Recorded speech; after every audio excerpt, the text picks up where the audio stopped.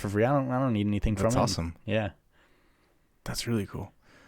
Well, welcome. Oh, I forgot your rank already. Wait, sergeant. Almost. Oh, minor sergeant. What is it? Corporal. Corporal. Yeah. Wait, that's almost. I don't know how ranks work. Well, I mean, it also depends on the branch. Yeah. 'Cause, hey, that's true. In the Navy, I'd be petty officer 3rd class. Dude, I rank up so fast in Call of Duty that I don't remember. It's them. crazy. Yeah, I just remember my number. Yeah, I just remember the number. I'm like Prestige 4, level 196 or something like that. Like I'm not there yet. Whatever that means. Yeah. Well, thanks for coming back on. Absolutely. Thank you. Appreciate having you here. Last episode, really good. Got to talk about some incredible stuff. I learned all about Seaburn. Is that how you pronounce it? Yep. Yeah, which used to be NBC, as you said. The old people call it. Yeah. Probably got sued by NBC. And that's what I was thinking. I was like, it just goes along with the NBC little ringtone they had. Yeah. That's funny. And so you spent a lot of time overseas. In fact, probably most of your military career has been in Asia as opposed to North America, right? Yeah, absolutely. Yeah. So you went to South Korea first? No. Sorry, Japan first. Yeah. And then South Korea. Yep. So Maine, for those of you who don't know, is very different from Asia. Yeah, I'd say. But maybe there are some similarities. Depending on where you go, I'd say some similarities for Japan is absolutely the people. Really? The people in Maine are very nice. Yeah. And courteous. And yeah. Let's exclude driving because no people in the world are fun to drive with. Just regular people, like if you're using public transportation or if you're just walking down the street, or if you're in a store, whatever you may be, people are typically really courteous in Maine. And same thing in Japan, on their train systems, they'll have like a map, and then that shows all the different stops that you're going to go through. And when you're on it, and if you're looking up to it and someone's right in the way and then they see you, they'll like move out of the way for you so that you can see. Yeah, they're super nice. That is not, like when I lived in Boston, that was not the case. Yeah, people just rude, and they'll just I mean, like you'll see the same thing in Maine. You'll be shopping and then you're looking at one thing. Oh, sorry, let me get out of the way for you. Yeah. I didn't even think about how that's kind of like a big deal. Like even someone being courteous enough to get out of the way if you're looking at something. Yeah, but it really is. Because then when I was in Korea, it is a whole different world. Really? And the thing is, the thing about Japan and Korea specifically is there were 3 or 4 major conflicts between the two countries of Japan trying to overtake Korea. And there were some pretty big historical places that I went to where in the rocks you would see Japanese inscriptions in the rock. And it was really, really beautiful to see. Yeah. And I have some pictures of it, and it was like some waterfalls, but and then we found some old machine gun nests too, so that was pretty cool. That's incredible. Yeah. And then but you see that and you think the historical factor to that. It's pretty overwhelming because you have to think how many times did they try, and then the Korean people still stayed strong and were able to push them back. But Koreans on the other hand are dude, so rude. They are so rude. It's really interesting because it literally goes down to races because Koreans to other Koreans are the absolute rudest. That is when they're the most rude. Really? But Koreans to white people, because most of the time when Koreans were talking to me, they're super nice. Yeah, absolutely. They're trying to what can I do for you? Because they're just trying to suck money out of me. Right. And whenever it was we had some Koreans on base, or we had even people like my buddy Brandon that I was just talking about. He's a Vietnamese. Yeah. But all the time they'd confuse him for being Korean. And so they were really mean to him. Yeah. What the heck, dude? We'd just be walking together, and then they would somebody spit right in front of him as we're walking down, and we were walking side by side. Dude, that is I can't even fathom a society like that. I mean, I'm kind of sheltered being in New England, but I know even in Maine, sometimes it's kind of the opposite. If you see a Mainer, you're really nice to them, or see a local, but then sometimes you see that New York or New Jersey plate, and you're oh, I want to be mean to this person. Right. But I mean that also goes back to driving too, because driving in Japan is they're so much of defensive drivers that it's almost dangerous. Really? and like they're very aware of the road, but their roads are this big, and their vehicles are this big. So you both have to figure out, so and then you're going this way. No room. Yeah. So and like it's crazy because you have to. You'll pull over just so that way they can go through, or they'll pull over so that way you can go through. And that's just a whole time that you're doing it. There's a video some guy posted of driving a Ford Raptor in England. Like in like the streets of London, and it was almost impossible for him to get anywhere. Yeah, because it was just so much wider than the roads were built for. Yeah. But here, I mean, people have like giant trucks, and it's not really a problem. Here, the roads are so massive that like I literally will like let go of the steering wheel for like 4 or 5 seconds, sway over to one side, and I'll just like adjust and then swear. And it just takes so long to get to the other side. But like over there, it's like you're so minorly adjusting. Do you think that like helps to make like less accidents because you have to pay better attention? Japan has a lot less accidents than America does overall. It also depends on what part of Japan you're in, because in Okinawa there were very few accidents, but I have to think that that's also because there was probably a lot of accidents that were involved with service members, and whether that was service member to service member or service member with local. I don't think a local would want to deal with the pressure of hitting a service member, but also at the same time, like there are certain stickers that they have in their cars, right? So if you're an elderly person, you would put one specific sticker. It looks kind of like a 4-leaf clover with 4 different colors. And if you're a new driver, you had a new driver sticker. And that's kind of cool. No matter what the reason is, if you were to get into an accident with one of those 2 stickers on the vehicle, you are at fault. What? They could T-bone you. You're at fault. Wait, seriously? That is how messed up. Like, that was like the biggest. That's weird. Like, I didn't really like that about Japan. Like, some of their driving laws were just completely backwards. But you know, you live through it. You figure it out, and overall, even though they're new drivers, they're not bad drivers. There's a big difference between that and America, because like America, you start driving at 15 with the driver's permit. You get your driver's license at 16, and then at that time you're able to drive alone. Right. Over there, you get your driver's license at 18 after you go through a $3,000 course. Wow. And it's like super. The thing is, like, it's so expensive that most people drive mopeds. Because that's only like, I think it was like I was talking to one of my buddies. Her name is Miu, M-I-U, and she had a moped license, and then she was going for a driver's license, and she had been on a driving course for like 4 or 5 months. And the thing is, like, it's as long as you want it to be. Interesting. But you have to pay every month. Oh, okay. And so I say $3,000 for like, to initially do it, it's a lot of money, and then every month after that is even more money. So it can be super expensive. So it's like prorated based on how long you want to take the courses. Exactly. For? Interesting. And she was also in mainland Japan, in Kyoto. Yeah. And she eventually got her license, but it was like, it was a lot of money just to learn how to drive. Yeah. But their driving test is very difficult there. Yeah. Yeah. I know when I was in China, I spent like a week there when I was in high school, and the drivers were scary because and they told us before we went, they were like, just so you know, pedestrians have like no right of way in China. And so you could be walking at a crosswalk and it doesn't matter. Like they will run you over.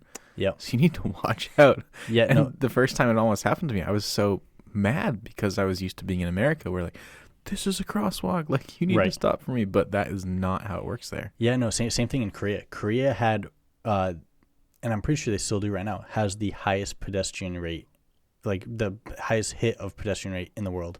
What? Because the pedestrian doesn't have right of way. When I was there, they passed, it was called like the Daegu law or something like that, which Daegu is one of the major cities in Korea. And it was because Daegu was infamous. Like, if you're walking, you need to be like scanning the roads. Yeah. Because like they had vehicles drive, and this was anywhere in Korea, but they would have like regular cars driving on the sidewalks. They'd be like, oh, that's a red light. Just hop on the sidewalk, go through, and come back off. Okay. Just to get by a red light. So the stereotype of Asians being the worst drivers is true for Koreans. Absolutely true. Not true for Japanese. That's what I'm gathering from here. Yeah. So I'm half a good driver and half a bad driver because I'm half South Korean. Okay. So there you go. Well, that explains it. It must average out, you know. Yeah. That's weird though. Yeah. But mopeds all the time. They like same thing Right. to skip a red light. Yeah. They would turn right because that's legal. You know, so they drive on the right side of the road. So they would turn right to turn right. Oh yeah, I've done that before. I'm Korean. Yeah, but what would you do is if this was the 4-way intersection, Right, and then you're coming this way, would you literally just go like this? Yeah, I've done that before. You're terrible. Well, that would be because I learned. Maybe that's because I learned how to drive in Boston too. Oh, could be. But so in my ignorant mind, Yeah. I just assumed Japanese people and Korean people would drive similarly because same part of the world. Right.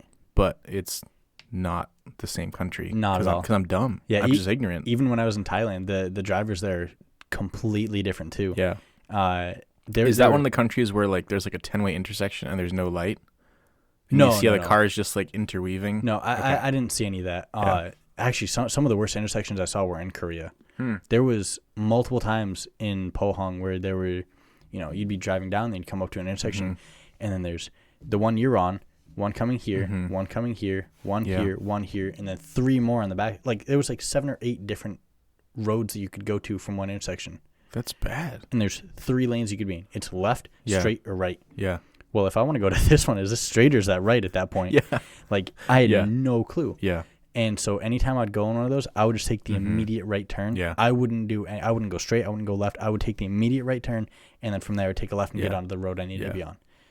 I'm not dealing with that. I would take a right and then avoid the red light and then take another right. So through 7 lanes of traffic. Good luck, everybody. That's almost the way that they drive.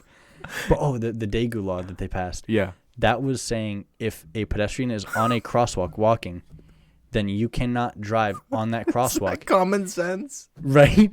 But they made it legal because they have CCTV everywhere, so they'll actually like watch. If this person is still 1 step on the crosswalk, you can't go, or else you're breaking the law now. Yeah. So you have to wait until they're fully off the crosswalk, and then you can turn right and then go, or you can go straight, or whatever it is. But you have to wait until they're completely off the crosswalk. Dude, that's crazy. Because it was just like, oh, well, I'm going to make it before them. Vroom, and then you hit them on the side or something. Yeah. It was just commonplace. That's awful. Like, I take stuff like that for granted. Right? Like that, like, we have crosswalks that work. Yeah. Even in, like, Waterville, they just redid downtown in Waterville, Maine, and they have, like, this, it went from, like, maybe like a 3-way intersection to, like, a 5-way intersection. And each way has like 2 lanes, like one going in, one coming out. Some have like multiple lanes. It's just not really that big of a deal. And there's lights everywhere. Yeah. So if it's your turn to go, everything's labeled. Right. But when they first put it in, people were freaking out. Mm-hmm. They're like, it's going to be nothing but accidents. People are going to get in all kinds of accidents. People aren't going to know where they're going or what they're doing. But then you compare it to a lot of these other countries, and it's like, actually, guys, it's not that bad. Yeah. You can walk on the sidewalk without getting run over. Yeah. That's pretty cool. Yeah. I noticed a lot of times people get, even like when you're overseas, like people get like in their own head about like, well, whatever I'm doing right now, like this is the only thing that's going on in the world. Yeah. Like there was so many, like everyone would text me like, oh, did you see what's going on in the news? It's like, no. Yeah. I'm a 14-hour difference away from you. I don't know anything that's going on in America right now. Yeah. And so basically like all the big stuff that's happened in the past 4 years, I have no idea. Yeah. And that's crazy. But also at the same time, it's like, you have to try to get out of your own head about a little bit and get a bigger picture. But yeah. You should consider yourself fortunate to not know everything that's going on in America in the past 4 years. It's been a wild trip. I've heard some of the stuff. And so obviously driving, somewhat of a culture shock, the way people operate vehicles. But for like Japan and Korea, food. So that was kind of like the biggest difference. That is absolutely. I love Japanese food. I could eat almost anything that's Japanese. Take wasabi out of it, I'm fine. Yeah. Like yakisoba is probably my favorite. Oh, it's so good. So good. I've only had the fake stuff, but it's really good. There was this one place, we called it My House. Because there's only a few of us that knew about it. You'd come right down the gate, like you'd come right out of the gate of the base we were on, and you'd go straight down this hill, And then before you'd even hit an intersection, there's this restaurant right here. And it was like, I think it was like $6 for a steak or something like that. It was like, what? It was like 800 yen or something like that. Wow. And you'd go in, and it was $6.50 for chicken yakisoba. I went there sometimes. I remember $6.50. Yeah. So it was 650 yen. So that's probably like $5. Yeah. And you'd get this, you get a full meal out. It didn't look like much, but you start eating it. It's ooh. Yeah. And that was hands down best yakis. It was a little mom and pop shop out of the middle of nowhere, and there was one of the places that I went to in Oki that had some really good yakisoba, but it still wasn't as good as my house. Yeah. And I went down there a few times. We even met some Yakuza that were down there. And what? Yeah, that was an interesting story. So before we go into that, for those who don't know, what is yakisoba? What's the best way to describe it? Yakisoba, so I'd say it's a thicker noodle than ramen, and there's no broth. So it's the noodle, it's typically onions, peppers, and then a meat. Yeah. And it's kind of slimy because like you did cook it in a broth. But then you strain the broth out, so like the noodles are still wet. Yeah. And typically it's warm. It's not a cold meal to eat. Yeah. I didn't know it was supposed to be served without broth. I had no idea. You've had it with broth? Yeah. Really? Well, the stuff I buy at the grocery store. You're supposed to strain that. In like the ethnic section, they lump like all the Asian Mexican food together. Yeah, what's that actually called? The Oriental section. Yeah. It's so funny. Oriental rugs, Oriental food, Oriental people. Just put it on the same aisle. Yeah, but it's all the same thing. They'll figure it out. Yeah, exactly. Right? We'll just give them one aisle and call it good. Yeah. I might be biased because I'm Asian, but I just love Asian food. I do too. I don't know. I absolutely. I love Mexican food too, and I love Italian food, but it's harder to get good Mexican or Italian food in a place like New England, especially Maine. Yep. Yeah. I'd say Cancun had some pretty good Mexican food, but that was also before I had some authentic Mexican food when I went to Okinawa. Really? Like what? Like it wasn't street food, but it tasted like authentic Mexican street food. I went with a few buddies, and one of them was from Mexico, and then the other few, like they were Hispanic, and they would go there like 4 times a week at one point because they reminded them of home. It was so good. Was it cooked by like a Japanese guy? Yeah. Or like it was what? All Japanese cooks. Really? Yeah.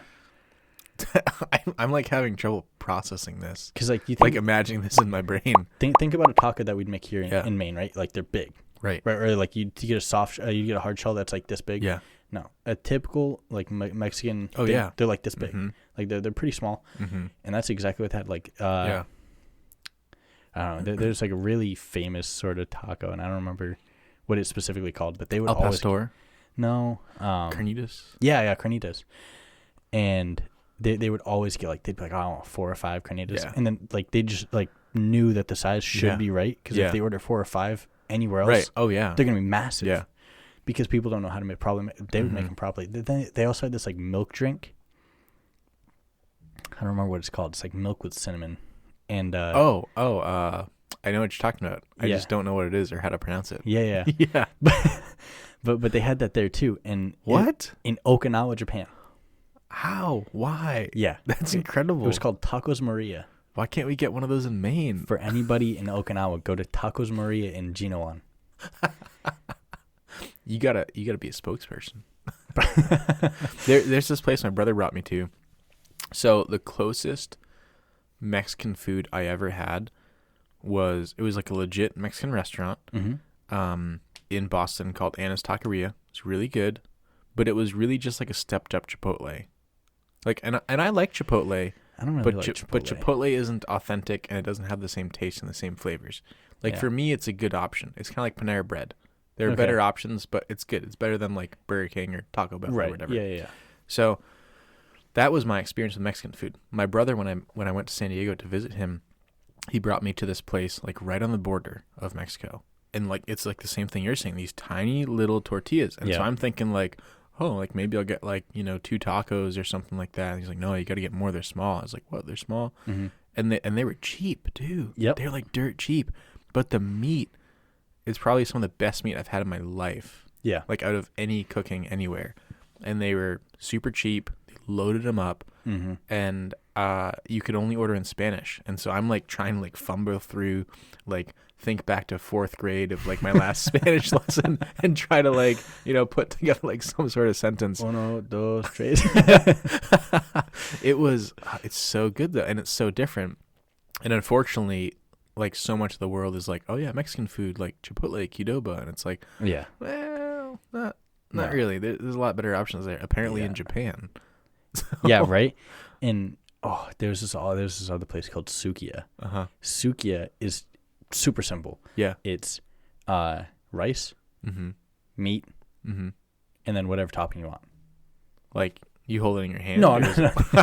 So I was imagining like, no. So this is the bowl. Cone this is the bowl. Okay, I got you. And then in it is mostly rice, and then they put like a little bit of meat on top. And then that's cool. And then so I'd get the 3 cheese gyoza. No, not gyoza. I would say gyoza. Gyoza is like the other thing. Oh, the dumplings. Yeah, but it's not. It's not. I don't like the dumplings. Yeah. That much. It's whatever the Japanese word for beef is. Okay. Gyudon. Okay. 3 cheese gyudon, and like if you went to some fancy ones too, then you could get the same different toppings, but with wagyu. What? Yeah. Oh, and so and I got that when I was in Thailand. They had a suki in Thailand, and in one of the malls, and I was like, oh, I want the 3 cheese wagyu. Yeah. I was like, let's try that out. Wait, they put cheese on wagyu? So kind of they what they do is they cook the rice and then they just put it in the bowl, and then depending on the size too, because they have like small, medium, large, extra large, extra large, and when they say small, medium, and large, like the small is small, like it's wicked small. That would feel like a baby. And like if you want to like put it per it would feed a baby. Yeah. Medium would feed like a 4-year-old child. Oh no. Large would feed like a 10-year-old child. Yeah. So I would get the XXL every time. And that's why they made it that way. Yeah. That way their young kids could still eat it. But anyway, I got the 3 cheese wagyu, and they cook the cheese separately, and then it's just like a glob of cheese they put on top. That sounds really good. And then you take it and just mix it up, and then That's so it's weird because like wagyu is Japanese. Like that's where authentic wagyu comes from. Yeah. But I feel like people in America would be like, "What? You're putting cheese on wagyu? Like why would you disgrace like such a good piece of meat?" You know what's really funny? I never had wagyu in Japan. I had wagyu in Korea. This was in Korea. Oh. No. That was in Thailand. Oh, what? I had wagyu in Korea and wagyu in Korea. Dirt cheap. Really? It was. They had USDA out there, and then they had wagyu right next to it, and the wagyu was cheaper. Why? I don't know. I think a lot of it has to be because of the transportation cost. Because transporting wagyu, 400 miles, a 6-hour flight, that's not much. But transporting it 14 hours by plane. Dude, even U.S. raised wagyu is crazy expensive here. I would never eat U.S. raised wagyu. But a large part of it is probably supply and demand. Probably. Or just so much money. Just because people are like, and so some people eat it just that way they can say they had it. Sure. But I had wagyu where it was like we'd buy at this place called E-Mart. And then E-Mart flooded, which was really sad. Yeah. And then like 6 months later it opened back up. But we had wagyu from there, and we got these like 2 wagyu steaks for like $10. What? Yeah. How? It's just the way Korea priced it. All right, I'm moving to Korea. Yeah. I might get killed on the sidewalk by a bad driver, but I'll be eating wagyu.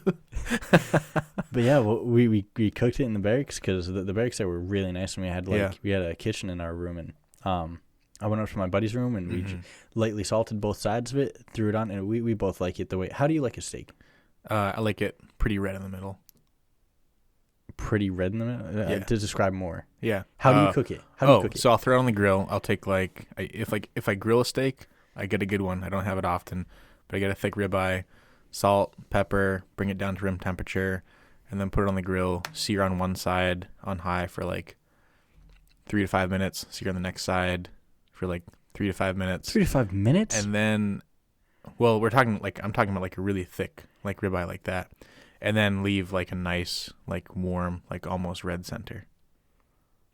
Okay, so you'd like it medium rare. Like it. Yeah, I like it medium rare. Okay. Yeah.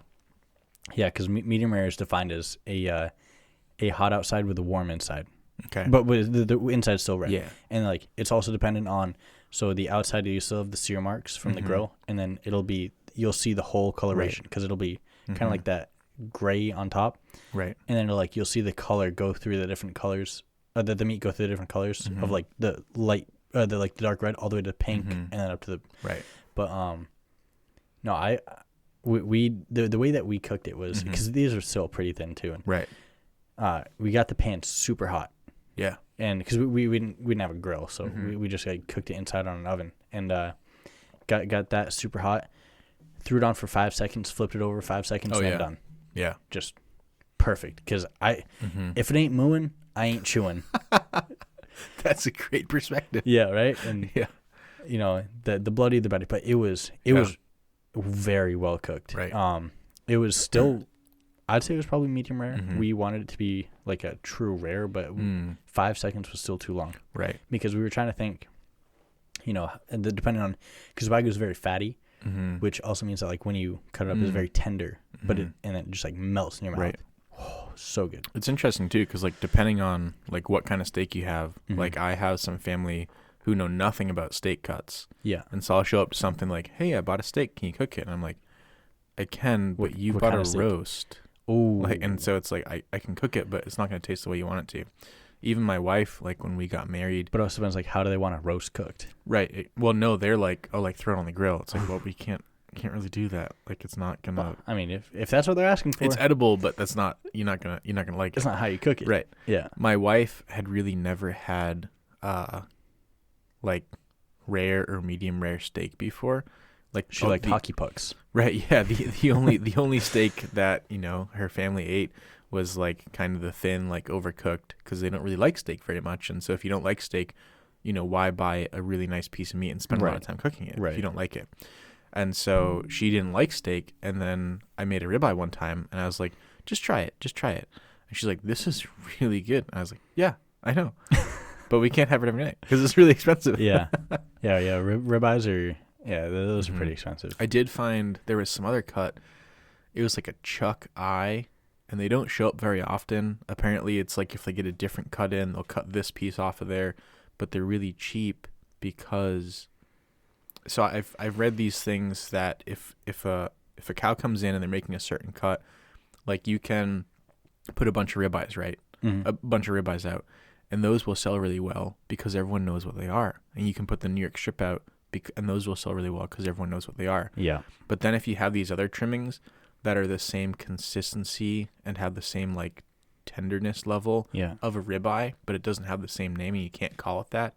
People don't know what it is. And so you can't charge, $15 a pound for it. You have to charge, $7 a pound because nobody knows what it is, but it's just as good. What'd you say it was? Chuck E?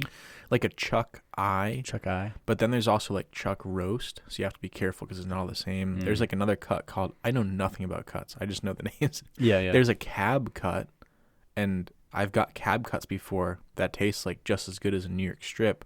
But again, nobody knows what they are. But then if you buy like I don't know if a cab roast is a thing, but obviously it's not going to cook it the same as a cab. Right. Whatever. Yeah. And so I'm always trying to look for those like, hey, like where's one I can get for cheap? But apparently it's in Korea. Yeah, absolutely.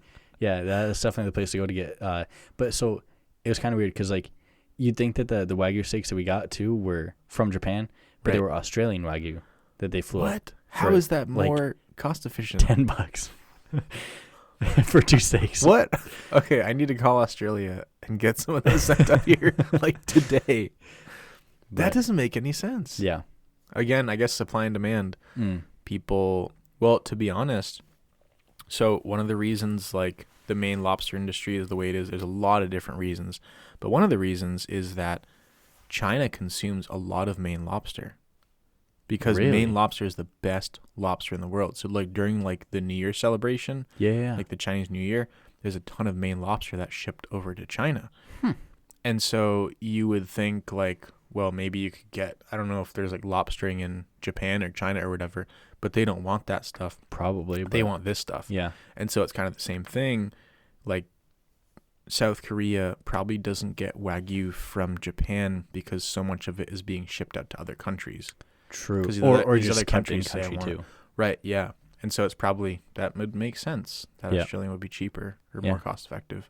It was still super, like it was so easy. We had butter knives and we just went That's so cool. And then it's like that's awesome. It was difficult to pick up with a fork. Really? Yeah. It was like, so you'd pick it up, you'd stab it, and then you'd go to pick it up and just slide right off. Like 5 seconds per side. And it just, that's awesome. It was so juicy and just yeah. put it in the mouth. It was like, where'd it go? Yeah. So people should join the military for the right reasons. Like we talked about that on the last episode. We did, yeah. Like if you are just like, I can't wait to kill someone, you need to go to jail. Like you don't need to go into the military. Or maybe a psychiatrist. Right, yeah. And I've had friends who joined the military because they were just excited to shoot guns. All they wanted to do was shoot guns. And they got into the military and they were like, yeah, I only shoot like once a year. Yeah. And so you need to join for the right reasons. Yeah, absolutely. And I don't think someone should join because like, well, I want a free trip to Japan or South Korea and I don't want to have to do any work. Like that's probably not the right reason. Right. But is this something you'd recommend? Like if someone like genuinely wants to put in the work is interested in joining the military. The free travel purpose of it? Well, sort of. Because there was quite a few flights that I had that were I mean no cost to me. Right. And yeah, I probably shouldn't say what I was about to say. But I was put on I had to go to Japan. Mm-hmm. So when I was in Korea, I had to go to Japan for a 2-week course that I was on, and then I had to fly back, and then I 2 weeks later had to fly down to Okinawa with my CO, and then fly back up.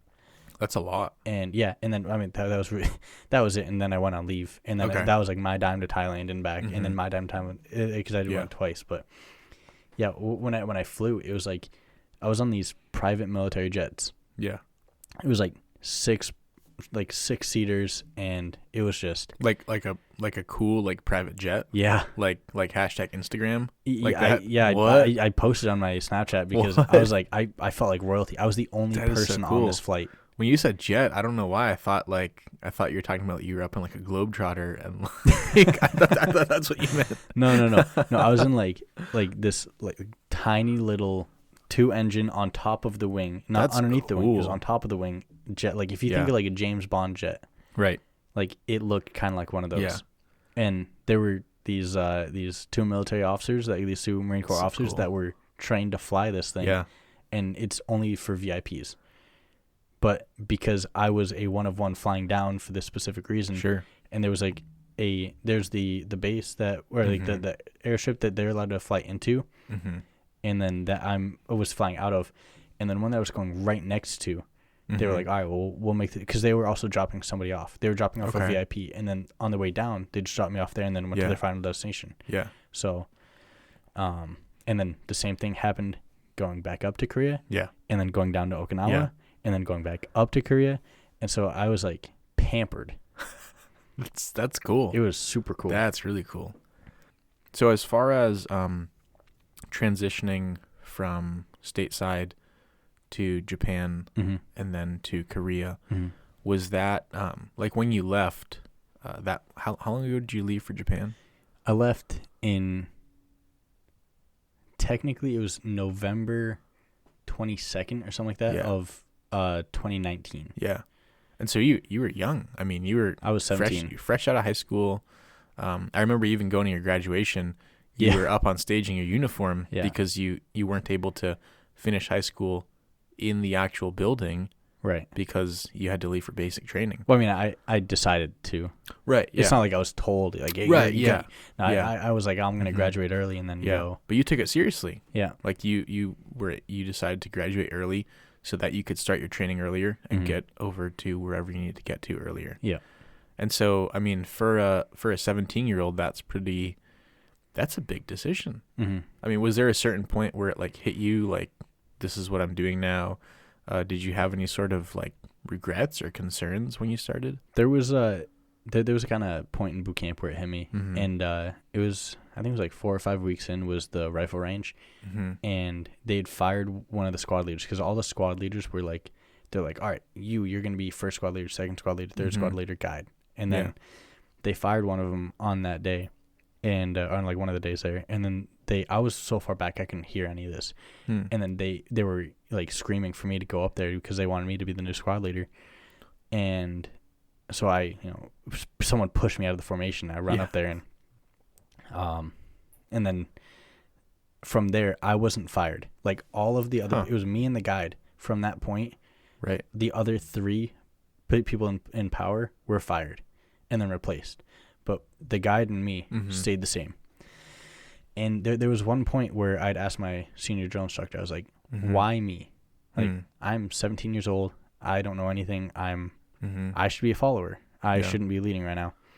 And then there's this like really big day when you finish the crucible, and then it's like when your drill instructors hand you the EGA, and that's like you're actually becoming a Marine on that day. And because like the rest of it, you're considered a recruit on that day, and then after that day, you're a Marine.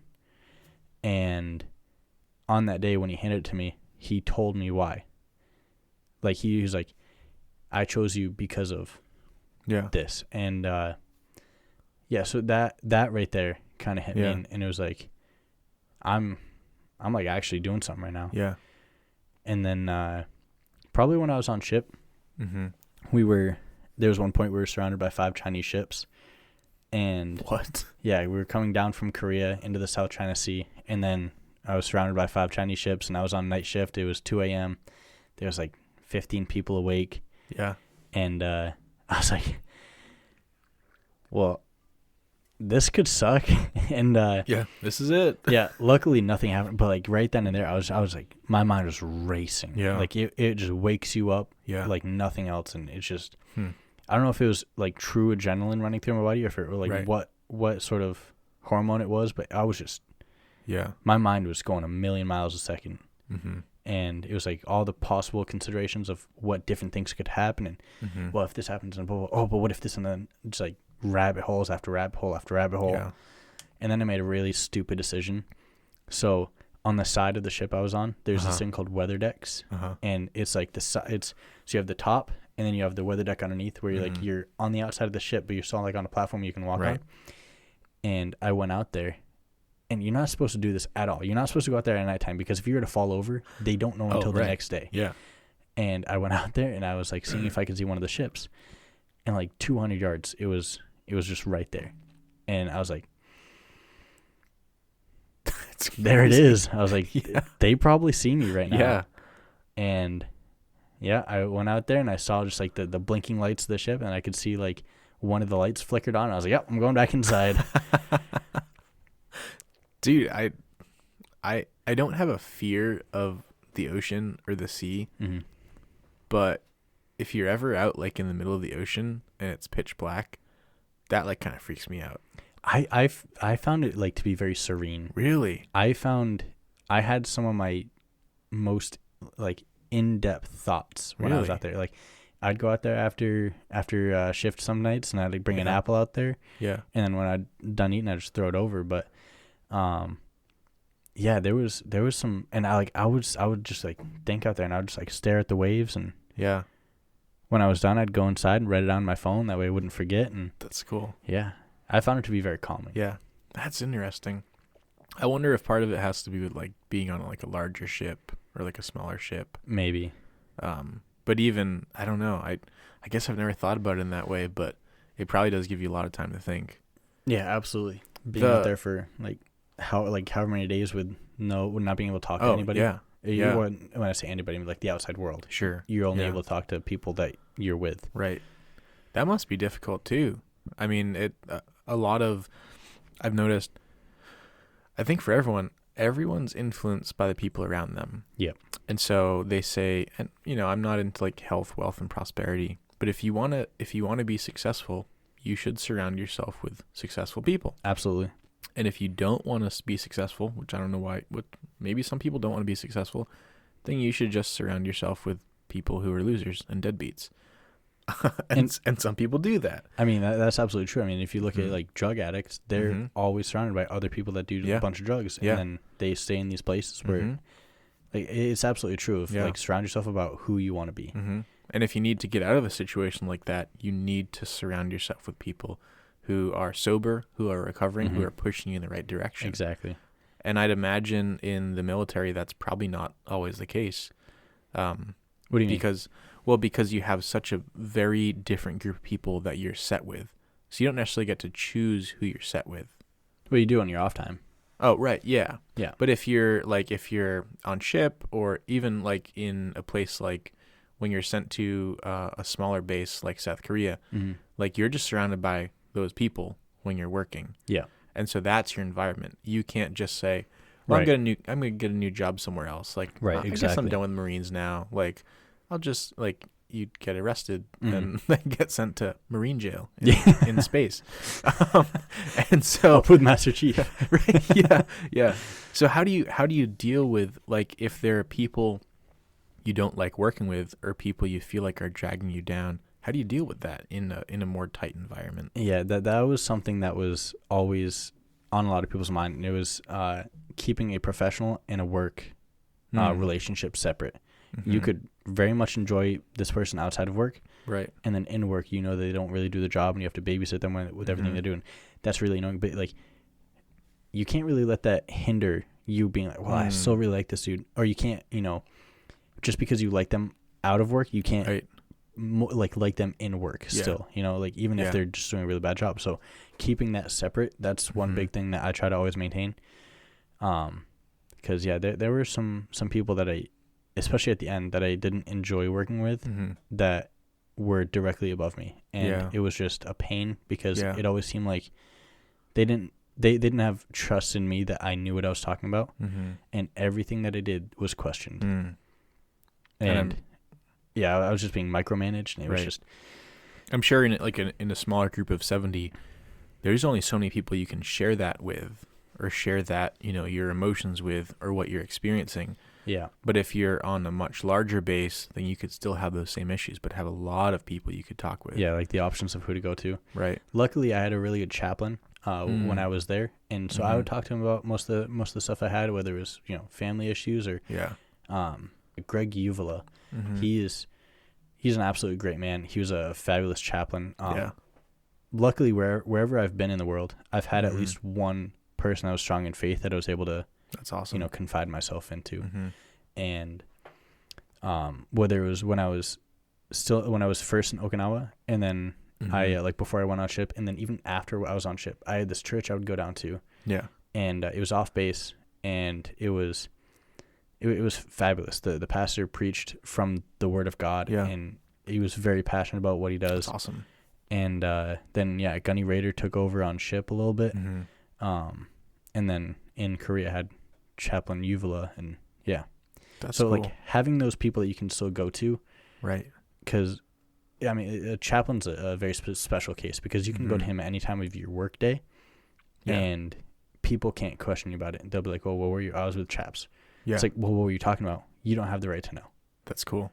And so I'd be able to go to talk to him, and just like get wisdom. He was a little bit older, but he was still very wise in what he was saying, and he had a good understanding of how a lot of different aspects of the military worked, because he's been in for a little bit, and he was able to help in probably every situation I went to him with. That's awesome. Yeah. How often did you guys get to talk? Sometimes we'd talk like 3 to 4 times a week. We'd also go bowling after work. That's cool. He thinks I'm gonna make it on the PBA tour someday. Maybe you will. I when I was down there, my bowling average was probably like 120, 115, 130, something like that. Yeah. When I left, it was like 205. What? Yeah.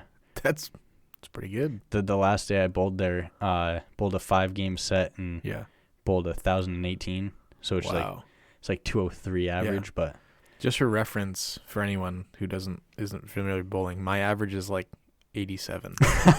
just to throw that out there. So 200 is much better. Yeah, I threw the best game I've ever done was a 270 when I was over there. How? Well, it started off not too good. It was I think it was a 9 spare, which was okay. Strike, 6 spare, which that one wasn't that good, and then I struck out. The rest of the game? Yeah, I didn't miss. Wow. After that. I think I had 9 strikes. That's in awesome. a row. Yeah. But nobody was there with me, so like no one believes me. But I'm like, I promise, I did it. Yeah, I've heard some people before. Obviously, I know a lot of guys in the military. I know a lot of people elsewhere, But I've heard some people try to talk people out of going to the military because they think it'll be too much for their faith to handle, or they won't be able to keep up their faith practices or relationship with God in the military. Yeah. Is that, I mean, was it difficult? Was it easy? Was it just enough? I'd say it's difficult. I had probably the hardest time was when I was on ship, because even when I was in Okinawa on Sunday nights into Monday mornings, like early morning, I'd be able to watch the church back here. Sure, yeah. And I would, because we live stream, so I was able to watch, or even later in the day, later in the week, be able to go watch the videos. With also going to church and then doing my own daily devotional. And when I was on ship, I had my Bible, my devotional, and then 2 days a week, because it was Monday morning and Sunday evening. And that was it. Sunday morning and evening. And so it was if you'll be put in certain situations that if you really want to grow your faith, sometimes you have to actually be the one to take the steps with God. And there's a great poem that's in my house about walking on a beach with God, and sometimes as you're walking, the water will wash your footsteps away, but you and then if you were to start walking again, you just create new footsteps and you're still walking with God. So it can be a little bit tough. There were times where I wasn't as up with my devotional as I should have been, but if as long as you make it a constant pursuit, it's something that can be done. No matter where you are in the world, no matter what you do. I agree with that. I mean, even as a pastor, I struggle to pray meaningful prayers on the daily. I struggle to find meaningful time in the Word and doing my devotions. Even though it's my job. And you really, I think if you're going to make your faith your own, you have to be a self-starter in that way. And it doesn't mean you do it alone, but it means that you have to be willing to put in the time and you have to be willing to make it a priority. And I guess it really doesn't matter if you're in college or in the military or working a trade or working at some Fortune 500 company. You have to be willing to make those sacrifices to make it a priority. And so I guess people who would discourage others to go into the military because, it's not good for your faith, you could stay at home and work at Walmart. And it's still not good for your faith. Yeah, because it's really up to you. I guess that's really where it does boil down to as a personal relationship. But you're not, in the military, you're probably not going to have someone, dragging you to church every Sunday. Maybe if you stay living at home, your parents will drag you to church every Sunday, but that's probably not good either if you're an adult. Right. You're not making those decisions for yourself. Yeah, because if you're doing something you don't want to do, why are you doing it? Right. What's the purpose of it? Yeah, we had I wouldn't say that me and my buddy kind of both dragged each other to the gym. It was just some days I wouldn't want to go, some days he wouldn't want to go. But we both knew that it was better for both of us to go, and especially to go together. Because when we'd go together, we'd work out together, we'd talk, and we'd, whatever it was. But it was just, and it was more meaningful to be able to go together, than doing it by yourself. So we did it when we were in Okinawa. We did it when we were on ship. We'd go 2 to 3 times a day, and not much to do on ship. So we'd wake up at 2 a.m., go to the gym, throw apples off the weather deck. Try to hit a Chinese ship. Start World War III. Oh no! What if that were to start World War III? Could you imagine? Oh, you'd feel so bad. You'd probably also die. Probably. Yeah. Because it was us, and then it was 2 from the back, 1 from the front, 1 from the side, and 1 from the side. And so we were kind of forked. But that's awful. The way that radar works is super cool. We can see a projected line of where we think they're going to go. If they were to keep the speed and rate up and the way the waves are working. But there's also water displacement of how heavy our ship is. So if they were to go inside of this circle, then they're going to get, and if they stop, they're going to get drawn to us. So it's kind of like gravity in that way. If you have something that's weighing down. And one of them was on a projected course straight through the ship. And we're like, that's not good. Cool. And then they just hard stopped. But Yeah, I forgot how we got on this, but Oh, I just made a joke about throwing apples off the ship. oh yeah, oh Yeah. but it was us, and then like the other, because when we were out, it's like we're part of the 7th Fleet, and there's a bunch of ships, but there was like the 2 closest ships to us were like hundreds of miles away. Okay. They were like, okay. They were like 6 to 8 hours away. Yeah, that'd take a while for them to get to. Yeah. not a great situation. Yeah. So the actual chaplain you spent most of your time talking to, I'm gonna get his name wrong. Greg Uvula. Okay, I was gonna say Uvula. Right, that's what a lot of people say. But that is not his name. Right, it's just Uvula. And then you mentioned someone else, Gunny Raider. Gunny Raider, yeah. Which also is like the coolest like title ever. What, being a gunny? No, well, like Gunny and then having the name Raider. Oh yeah, like that's cool. But it's spelled like almost radar. But really? But all right, so it's Rader. Yeah. But yeah, no, Gunny Ben Raider. So he had the same role as you did. Kind of, yeah. His was more of a supervisory role, but same job, yeah. And so he would like lead chapel services. You said on Wednesday nights. It was Sunday evenings. Okay. So yeah, we had if the chaplain of our ship was gone, like for whatever reason, if he flew to another ship or something like that, he would also take the Sunday service. Yeah. But yeah, he would also do Sunday evening That's cool. service for us, and it was a worship study. Yeah. So it was, we really dug deep into Matthew 15, which is very powerful. Yeah. And he did a very well job in going through it. That's awesome. He would have like an hour and a half on like 2 verses. Wow. And it was just, and because he would relate it to this, right. And then all of it would come back to our lives. How can he relate it to us? Is that something he was tasked with, or something he just decided to pick up and do? He wanted to do it. Wow, that's cool. Yeah, he went to the chaplain. He was like, "Hey, I blah, blah, blah," and he knew the chaplain pretty well, and so they were talking, and he allowed him to do it, and he was like, he even came down some nights, and it was phenomenal. We'd start with a few songs, and then that's so cool. Get right into it. Yeah, I feel like that's a big thing too. Even just the idea of like personal sacrifice or determination in your own Christian walk. If you're in a place where there's not enough study or enough teaching, then it kind of falls on anyone to be able to do that. Like people have to be willing to take up those roles if they want to see the people around them succeed in their faith. Yeah. And it's incredible to know that there are people like that who are willing to do that. Yeah. Yeah. Even in a place such as the military where you wouldn't really think that people are with God. Yeah. And yeah, they're out there. That's awesome. Yep. Yeah. It's definitely military can be a rough place, but so can anywhere else. Yeah, absolutely. Like life is just rough. Yeah. Especially nowadays with inflation just not stopping. Yeah. Yeah. Gas being like $3.55 wherever you go. Yeah. So you're going to North Carolina. It's going to be a long drive. Yeah. Yeah. It's going to cost a lot of money. A lot of gas. Yeah, that's what I'm feared about. Yeah. I think I have to stop like 3 times, maybe 4. Yeah. What do you so like food options in North Carolina might be better than Maine, but probably not as good as Japan and Korea and Thailand. But they have Chick-fil-A. Hey, there you go. Yeah, win-win. Yeah, right. Didn't have Chick-fil-A anywhere else in the world, but they have Chick-fil-A in North Carolina. That's awesome. What are some concerns or fears or apprehensions you have? Will it be weird adjusting to being back in America long term?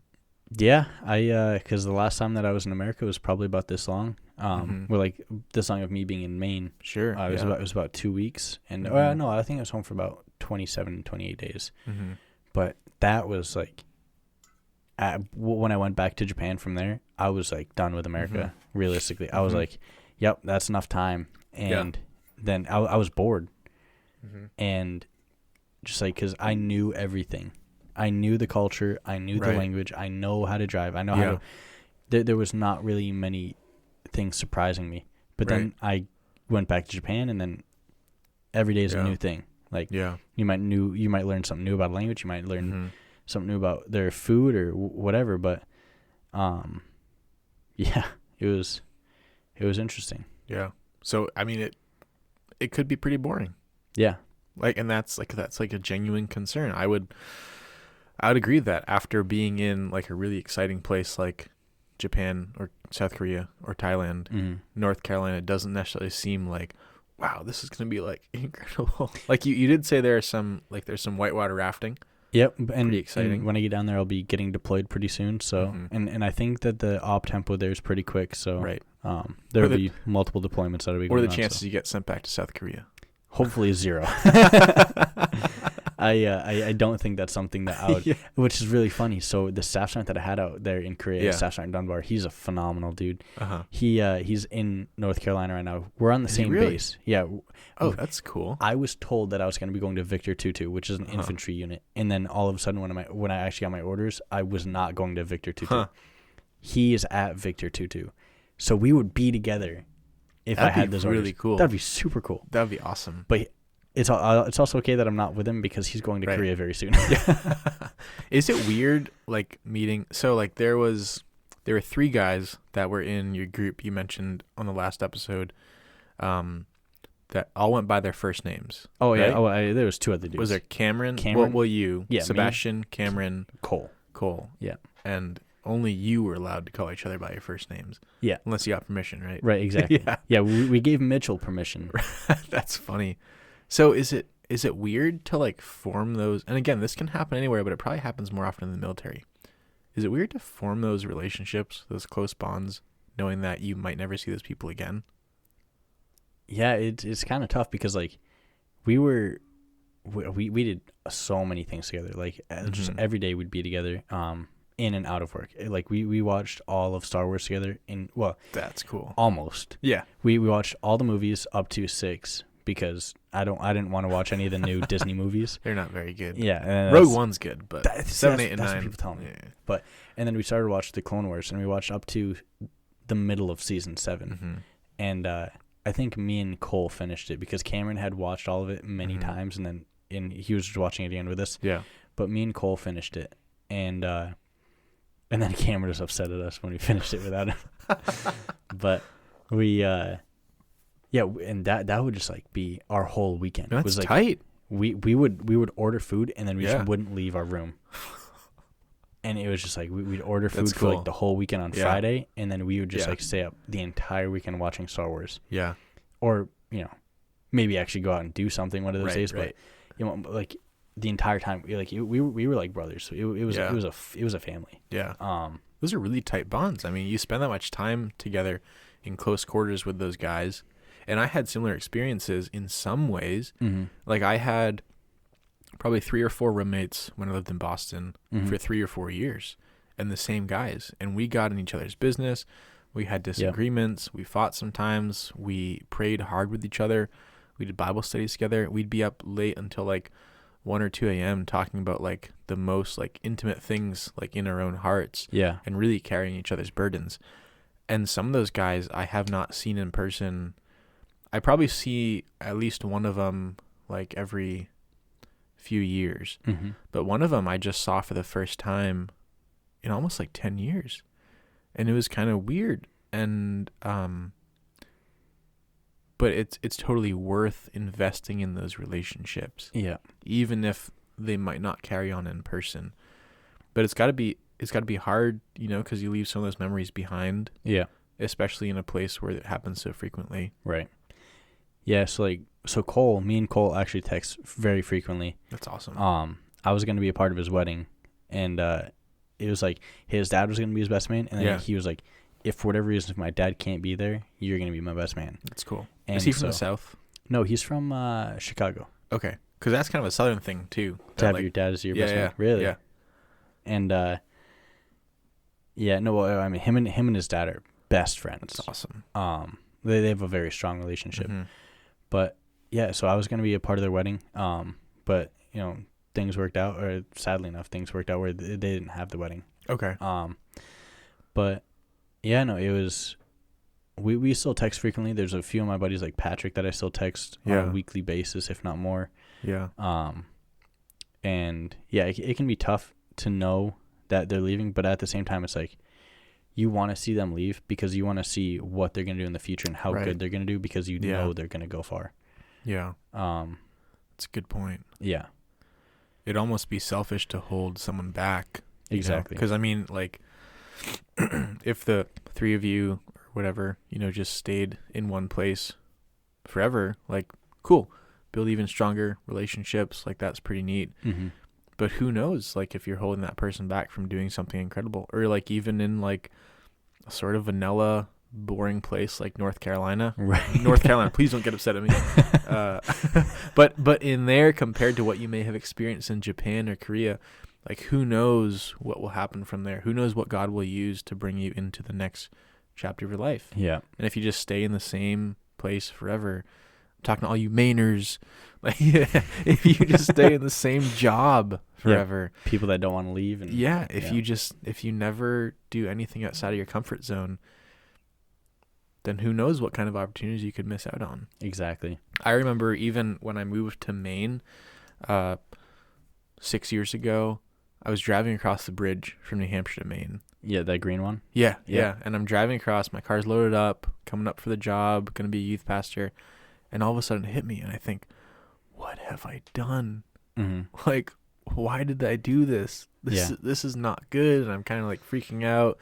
And then the anxiety or whatever went away.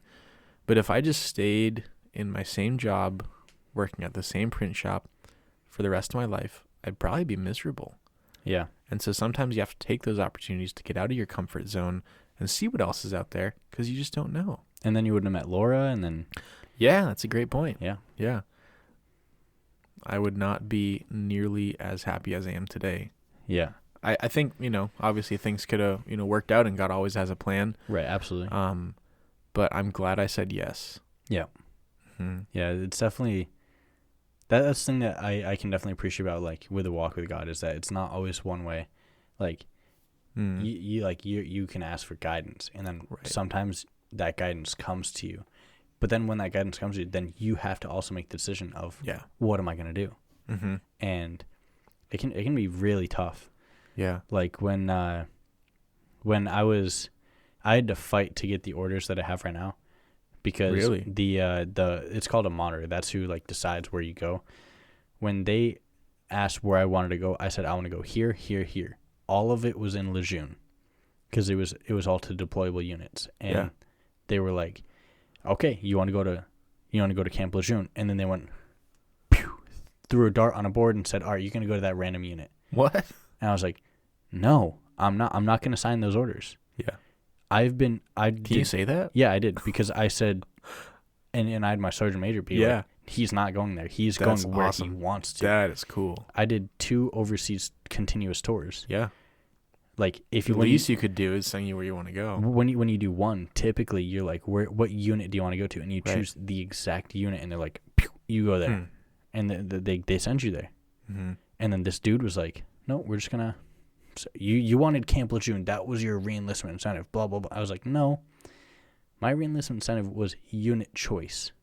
That is a huge difference from, choosing the place you want to go to, right, or the unit you want to go to. Yeah. Because, on any base you might have like up to 50 different types of units. Right. And the kind of bad thing about my job, which is also a good thing about my job, is I can be sent to, there has to be someone with my job at every unit. Okay. It's a requirement. Yeah. And there has to be at least one. Right. So Korea had one, which I don't know how they're going to get over that in Korea, because now there is 0. Just hope nothing bad happens ever. Well, I mean, so like what they did is they created a billet up in, because I was talking about how they had someone in Humphreys, which is a 4.5-hour drive away. Yeah. They have one person up there, and then they're increasing that billet to be an E8 billet, which is like that's someone who's been for like 16 years. It's pretty high. And they want them to be up there to watch over both. But how are they going to maintain all the amount of gear I have? Like the $400 and some odd $1,000 worth of gear I had to maintain. Especially in South Korea with like the very interesting northern neighbors. Yeah, right? Like, it sounds like it'd probably be a wise thing to have people in both. Yeah. Yeah, maybe. Yeah. But no, they decided to go with that. But what do you know? Yeah, I was only there. Yeah. the people who made the decision were in Japan. You know, they know what's happening. Right. It's so like I'm encouraged by your story of just saying you fought for where you wanted to go. Because I think oftentimes a lot of Christians will think, well, we just need to kind of take, whatever comes our way, and we really shouldn't be picky about what happens, or we really shouldn't care that much. And there's like certain things like we shouldn't put as much stock in, and we shouldn't care as much about. Right. Like if you go to someone's house and they don't feed you your favorite meal, too bad. Like I don't know what to tell you. Grow up. But something like that, you need to fight for what you want. Yeah. And, you don't want to go AWOL or, get sent to space jail, right? But you got to fight, and you got to be an advocate for yourself. Someone told me a long time ago, a friend's father, who is a lawyer, said, you are your best advocate. And that's always stuck with me, because in any portion of life, wherever you're at, you really are your best advocate. Yeah. And if there's something you want, you need to let people know. Yeah. And people might not even know what you want because you haven't made it clear. Exactly. But you made it clear, and you might not always get what you want, but at least you make it clear and people know for future reference. Yeah. And it worked out in your situation. Yeah, there's a very similar saying that we say. It's the only person who cares about you is you. Yeah. Which is like a kind of harsher way to say it. Except for Cameron. Well, actually, Cameron is terrible at texting back. Oh, so no. I don't really text. Like, I texted him once and it took him like 2 months to reply. Cameron, stop. That's bad. I honestly don't text him that much, but anymore. But yeah.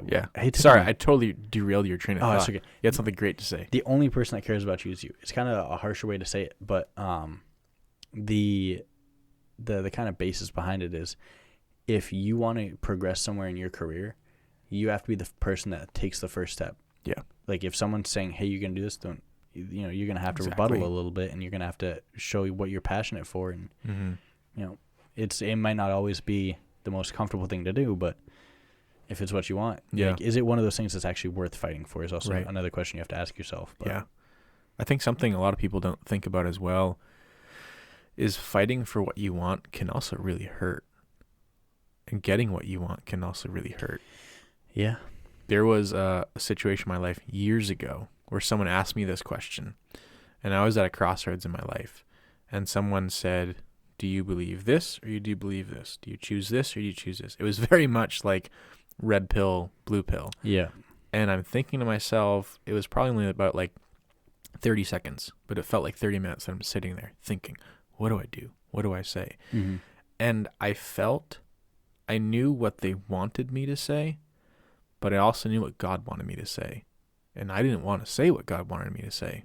But eventually I gave in after 30 seconds and I said, this is my answer. This is what I choose. Mm-hmm.